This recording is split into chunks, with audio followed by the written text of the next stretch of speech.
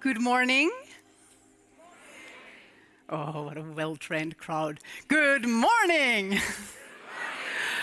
It's so lovely to hear you all talking and buzzing excitedly. My name is Johanna. I'll be your host here on this stage for the next 2 days. Some of you have heard me before and know I'll probably come in and talk about something super depressing at the top. And yes, that is correct. I will do that again. Some of you are here for the first time and you will think I'm out of my mind. Like, why is she talking about like a personal failing? Apologies, I shall. It's part of my job often to try and stop and consider what's the sort of zeitgeist moment, like what's the landscape that we're all living in, coming into these days from. And compared to last year, it did strike me that the culture seems to have turned back from a collectively and systemically oriented moment towards more sort of individual and national worries. And for me personally, I thought, okay, but maybe it's just like I have a 10-month-old baby at home, so maybe that's why I'm like focused there. But I talk to a lot of friends who say, no, they feel it too. And I think a lot of that has to do with inflation, actually. I think a lot of families like mine have had economic worries of a kind that maybe we haven't seen before the last year for quite some time. I think there are a lot of people now, in fact, who are middle class, and statistically, everybody in this room is middle class now, whether that was your original circumstance or not. But I think in the last year, a lot of us have had to financially see to our own house and worry about our own extended families in a way that a lot of us haven't done for a long time, if ever. And at the same time, just as the economy is contracting, receding also from view, from our attention, is that shared moment of the pandemic. Its tragedies, of course, but also its possibilities for change. And as workers in this economy, I think we're facing a lot of pressures to go back to how everything was before, to have non-flexible office hours in a physical office, and to not stay home when we're ill. And I think that the effects of the economic moment on our sense of security is used, in fact, in a lot of subtle ways when you start paying attention, to make us be less troublesome, to not put our values first. I think our fear is being used, in fact, by capital to just like enable little sly ways of postponing the transformations that are needed because of the climate crisis, even though every day in the news we see more human suffering caused by extreme weather. And that suffering is coming closer, actually. It's even in the Northern European countries, I think we see the economic and social devastation caused by extreme weather pretty much every day in the domestic news. And of course, all of that becomes a bandwidth issue. I worry about my mortgage. I worry about flooding in my city. I worry about my family members who are living on retirement benefits. I worry about my mom in her house in the Finnish forest, about the risk of forest fires primarily, but also a little constant niggling fear about how close she is to the Russian border. I'm a worrier. I have an absolutely endless capacity for worry. But even I don't have endless cycles in my mind, an endless time.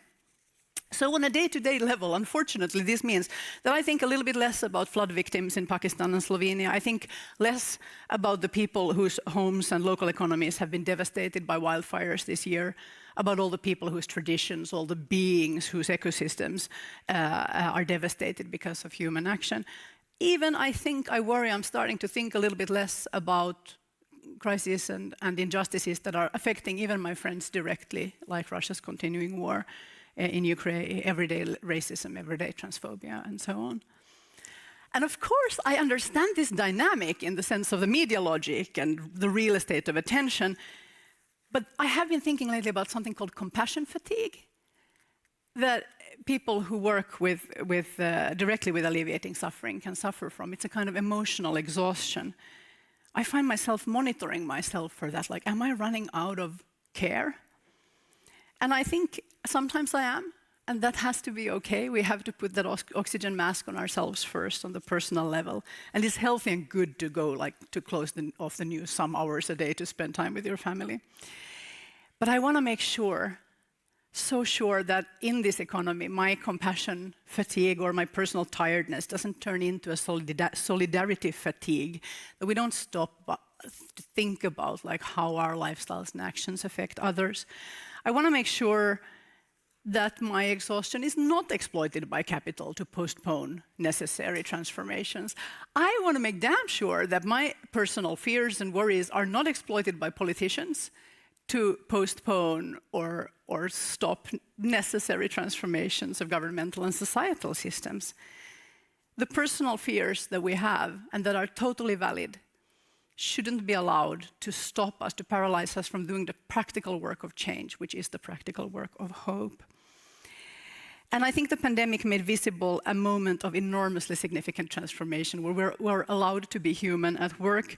It made visible that professionals are humans with bodies and kids and messy living rooms and pajama pants and milk stains in my case. And it was still possible for us to work in a way that's centered, like, yes, of course, the relative importance of our work to our organizations and to the world, but also what we ourselves found valuable and important. And I don't think we shouldn't allow people to pull ourselves back from that towards old norms of professionalness. We need to nurture joy and humanity, of course, to stave off our fear. But mostly, I think we need to be ourselves at work. We need to be fully human. I have to be human at work because work can be a place where I contribute to solutions that with an impact that scales. And work has to be a place where I act in accordance with my values, because if I can't, then I'm going to be diminished as a person every hour of the day. And a paralyzing misery, and I'm sorry I'm here talking about a paralyzing misery, but if we don't live in accordance with our values at work, there's a real risk that a paralyzing misery will seep into our 24/7 life, and then even the bits that are just ours, we won't like ourselves very much. And ain't nobody got time to live like that. So I want to fight for a professional role that allows us to be fully human. And here we are, by sheer coincidence, at a professional conference, the conference. Indeed, many of you have been here before, some of you have not. And I also think all of us, regardless, are threatened by this guilt, like, oh, I'm not at the office, I should be writing that email, like stuff's not happening, the others are not here, I should be bringing back useful things. How about we'll just let that go? Just for today. This program, I promise you, will not give you 5 actionable bullet points an hour. Like, that's a guarantee. That is not what you're going to get. But there will be value for work, but there will also be like actual value for our actual work in the world. Take the ride and flow with the program and see what happens. Today is about immersing ourselves into that, into listening and reflecting perspectives and provocations. Tomorrow is more about practice and tactical action in the spaces where we have agency in our lives, so that we can stand next to each other in that work. But allow yourself just to be in your body and be in your worries and your coffee stains and your problems and your like not ideally brushed hair, and think that you're being super professional for allowing yourself to be that complete person and going on this ride and exposing yourself to thoughts and strangers and all of these other like immediately terrifying things. Having said this, I am now ready to introduce our first keynote speaker. Are you ready to hear this introduction? Yes, yes.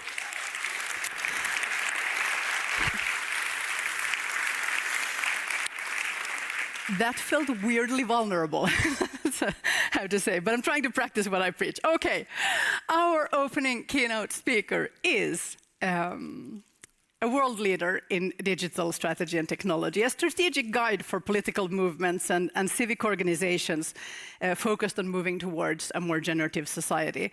His first book, For All the People, on the relationship between media technology and our civic life, was published in 2021.